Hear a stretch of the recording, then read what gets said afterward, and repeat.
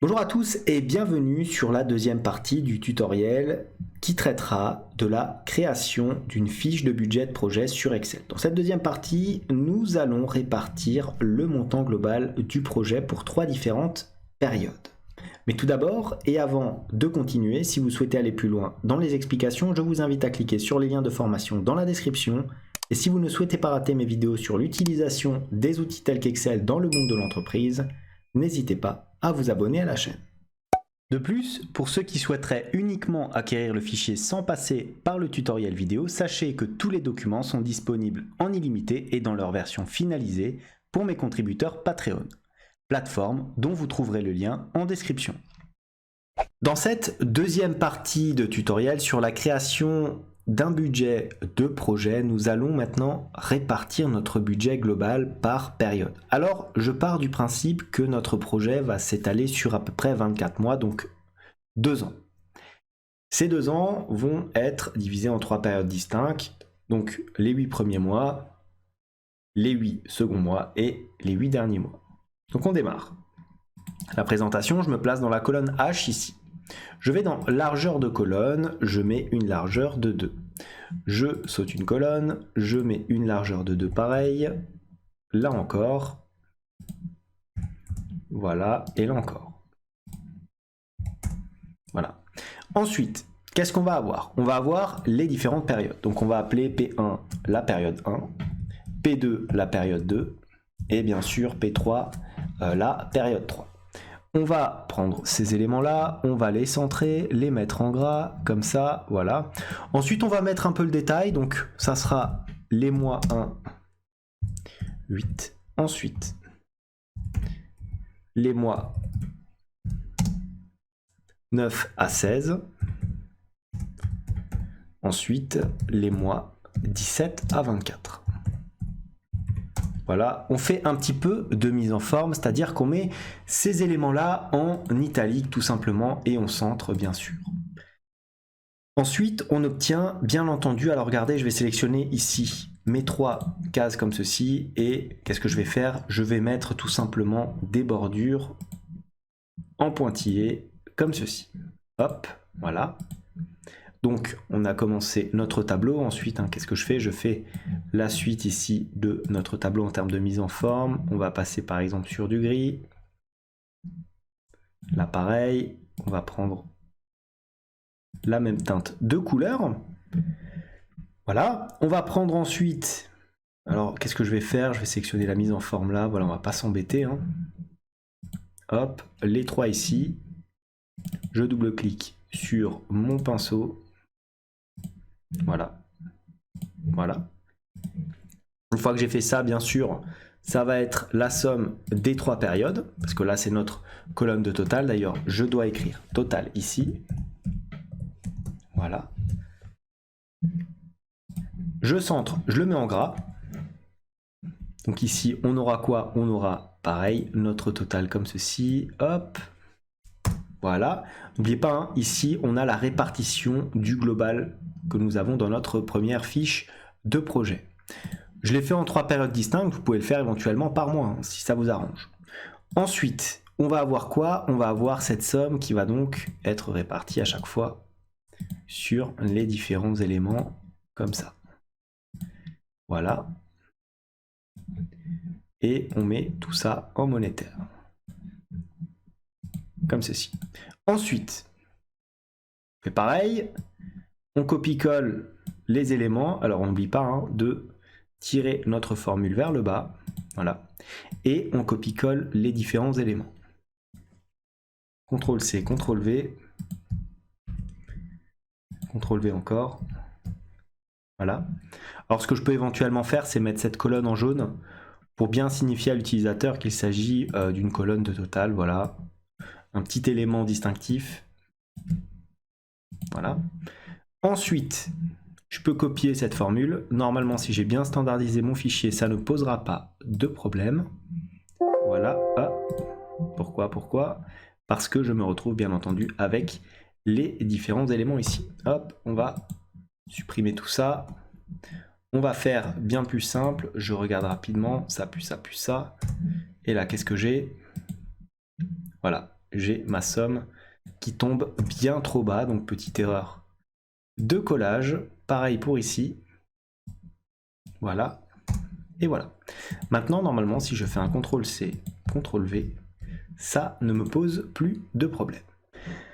Donc on laisse ça comme ça, on a fini cette première partie. À la fin, je mettrai bien sûr la bordure globale. Et qu'est-ce qu'on va faire? On continue, on va bien sûr prendre la même présentation. Donc là, on en a 3, 1, 2, 3, comme ceci. On a juste à faire finalement un petit CTRL-C, CTRL-V pour copier l'ensemble de nos éléments. Et bien sûr, regardez, ne plus tomber dans le piège, bien ajuster la formule comme ceci.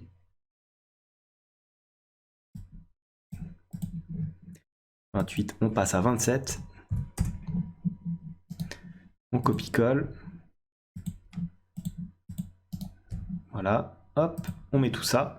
Pour l'instant, pas de problème, hein, tout fonctionne à merveille. Et qu'est-ce que je vais faire? Je vais sélectionner, faire un CTRL-C, CTRL-V. Voilà, des différentes infos. Donc là, pareil, comme on vérifie la formule, il n'y a pas de souci. Comme ceci, voilà.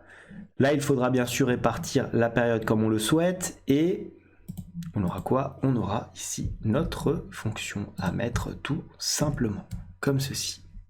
Voilà, donc on a fait notre deuxième partie ici. Je vérifie rapidement s'il n'y a pas d'éléments qui ont été oubliés. Je n'en ai pas l'impression, donc on continue. Donc, qu'est-ce que je fais? Je copie-colle bien sûr les éléments ici. Normalement, je me retrouve avec à peu près la même chose. Je ne devrais pas trop avoir de soucis à ce niveau-là. Donc si je fais un CTRL-C, CTRL-V, je vais juste vérifier si on a bien les bonnes formules.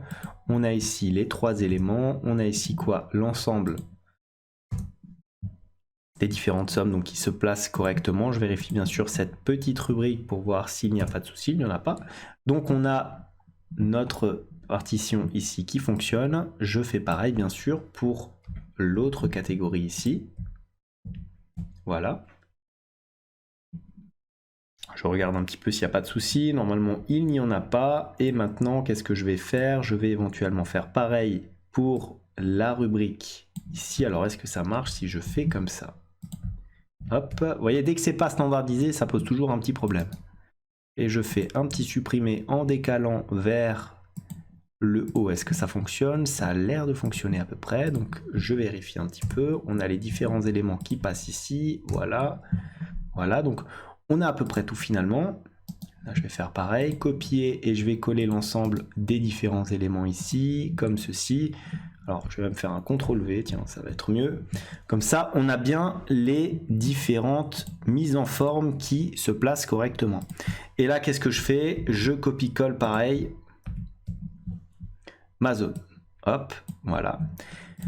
Une fois que j'ai fait ça, qu'est-ce que je peux faire? Je peux bien sûr déjà modifier ici, rajouter ma bordure externe. Voilà, bordure épaisse, bien entendu, pour être raccord avec notre première page. Mais ce n'est pas fini.